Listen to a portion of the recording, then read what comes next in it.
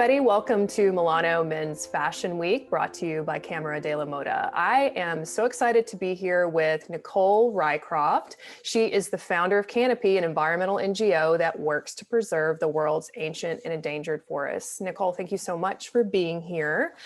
Delighted. Yeah, I just want to start out, a lot of people are still surprised to learn that they might be wearing clothes made from trees. Can you tell us just a little bit about how fashion is connected to deforestation and how Canopy tackles this very serious problem?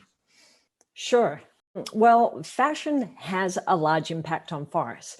And to be honest, I was surprised when I discovered that 150 million trees disappear every year into viscose and rayon fabrics, and that much of that is coming from the world's ancient and endangered forest ecosystems.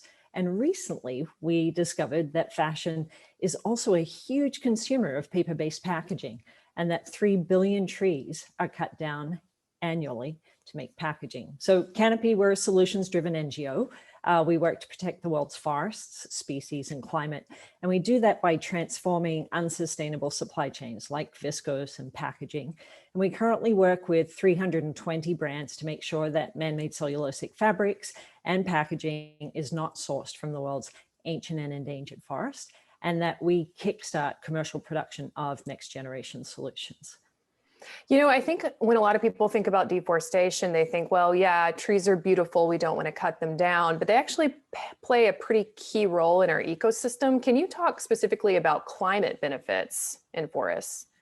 Yeah, well, maybe I could start a little broader to start off with, which is that, forests are foundational to life on Earth. Our relationship with forests begins with the very moment that we draw our first breath. They make the air that we breathe, they make precipitation, and they draw it across continents. And so keeping carbon-rich forests standing is the cheapest and the fastest way to stabilize our climate.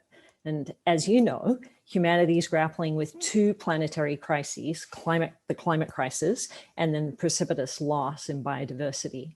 And forests represent 30% of the climate solution, and they provide habitat for 80% of terrestrial biodiversity that we share this planet with. So conserving half of the world's forests by 2030, as scientists recommend, is critical to mitigating both.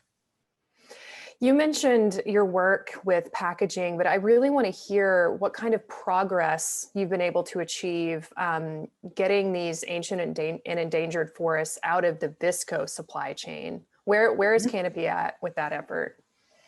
Yeah, there's been phenomenal progress. I mean, 7 years ago, when we first started reaching out to brands and producers, many brands and retailers were completely unaware that much of their rayon and viscose and modal clothing was actually originating from the world's high carbon and species-rich forests. But if we fast forward to today, 7 years, as you mentioned, we now have more than 320 brands formally committed to the Canopy Style Initiative. So committed to not sourcing from ancient and endangered forests, to helping stimulate the production of fabrics from next generation solutions. Designers and brands like Kering and Stella McCartney and Vivienne Westwood. And as a result of this leadership by designers and brands, viscose producers that represent 90% of global production have similar commitments in place, and 52% of global viscose production is now verified at being at low risk of originating from an ancient and endangered forest, or it has a green shirt in Canopy's hot button ranking. That's 52%. More than half of this global supply chain has shifted in 6 years. And so this is a supply chain that's transforming in real time, and it's exactly the scale and pace of change that we need to be seeing in these kind of unusual times. That's really exciting. And you also mentioned next generation solutions. Is there really conversation about eliminating trees from fabrics, and what would that look like? Yeah, so Nextgen Solutions have been a platform of Canopy's work, and we are working with our brand partners, with disruptive technology entrepreneurs, investors, conventional man-made cellulosic producers, to have at least 50% of the material that's used to make viscose and rayon fabrics be next generation solutions by 2030. So to replace 50% of the virgin wood fiber being used from these critical forest ecosystems and replace it with waste textiles or microbial cellulose or agricultural residues, And we're already well on our way.